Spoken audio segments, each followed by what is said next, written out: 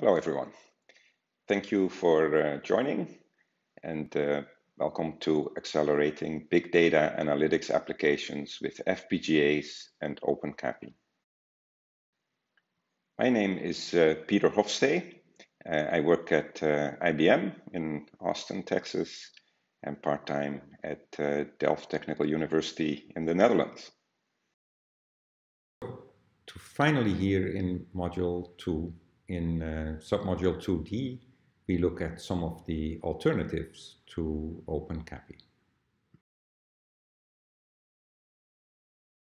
The four interfaces that we will compare are CCIX, the Cache Coherent Interconnect for Accelerators, OpenCAPI, CXL, which is a Compute Express Link, and GenZ.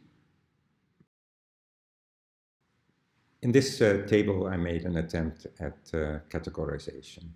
So each of these interfaces is load-store oriented, and all but GenZ support virtual addressing.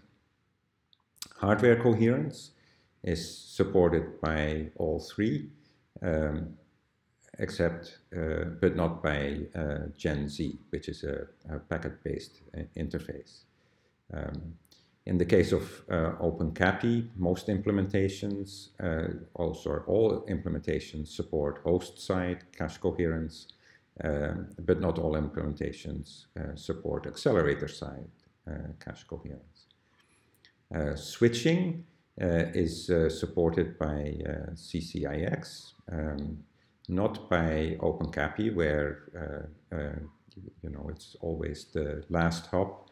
But in the case of memory inception, which has some parallels with GenZ,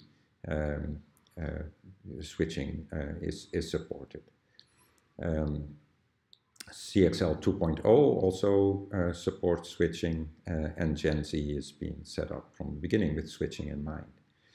The PHY in most cases is PCI Express based, and in the case of OpenCAPI is the BlueLink interface.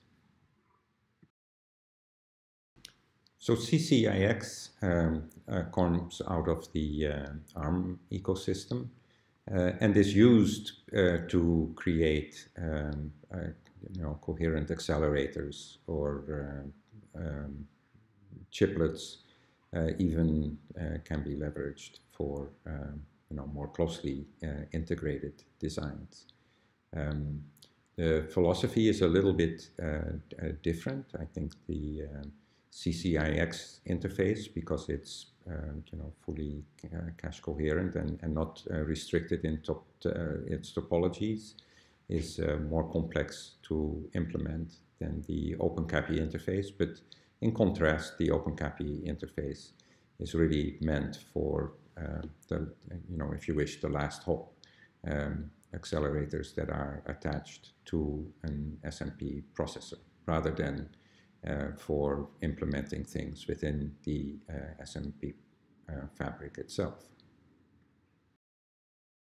CAPI, of course, we've covered in quite some detail in the prior modules, but just for those who may be watching this module by itself, the CAPI interface provides a coherent interface for shared memory, virtual addressed, or effective addressed in the case of power processors, to connect accelerators to the host system and allow them full access of the resources in the host system.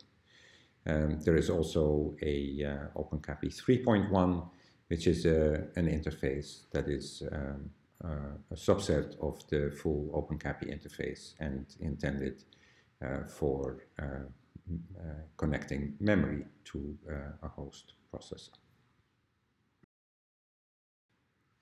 CXL comes out of the PCI Express ecosystem and supports three different protocols. CXL.io, which is essentially the old PCI Express I/O oriented protocol encapsulated in CXL packets. CXL.mem, which is more or less equivalent to the OpenCAPI 3.1 memory interface type interface, and CXL.cache, which is the cache interface, that allows for coherent acceleration. Like OpenCAPI, CXL has a focus on attaching accelerators to some host system, in contrast to CCIX, which is more symmetrical, and GenZ, which is more distributed memory oriented. GenZ has more of a disaggregation focus, and in that sense is more similar to the timesis flow or memory inception, or the switching versions of CXL. It creates an address space across a variety of connected devices, but the interface is not as low latency as the interface on CCIX, OpenCAPI, or CXL. It's more of a packet-oriented interface. It has its own MMU, the ZMMU, that provides a mapping, of the views of the various attached devices into this shared memory address space. OpenCAPI 3.1, GenZ, and CXL.mem all define standardized memory interfaces, allowing a variety of device technologies to be presented to a host device over a consistent interface. OpenCAPI, as I mentioned, has been available for some time and is used in the IBM Power 10 system. GenZ, was demoed in a memory module in 2019, but not a product. And CXL has been announced, and you see a CXL memory module there from Samsung.